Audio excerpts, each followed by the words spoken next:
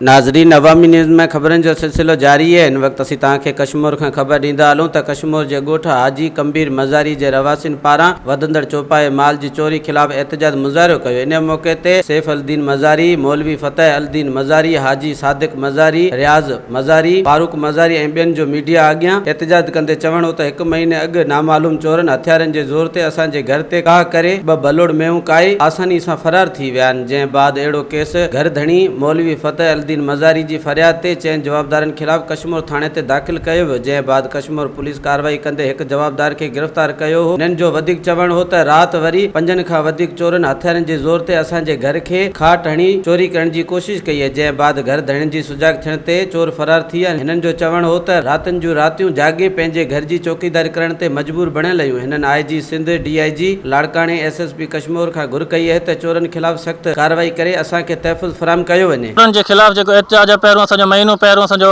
चोरी थियो हितां 2 मेहूं काए विया चोर।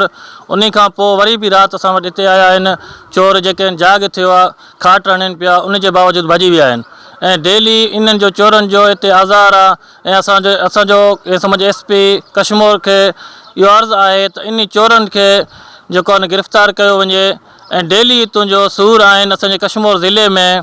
SP साहिब के IG सिंध के ऐं DIG के अर्ज़ु आहे त चोरनि जो जेको चोरी हले थो डेली, उहो सिलसिलो बंदि कयो वञे। चोर मींहुं कढी विया आहिनि, खाट मारे महीनो थी वियो, उहो चोरनि जे मथां कार्रवाई न थींदो पियो। हिकिड़ो वठी करे ॿाहिरों ज़मानत पंहिंजो कराए विया आहिनि।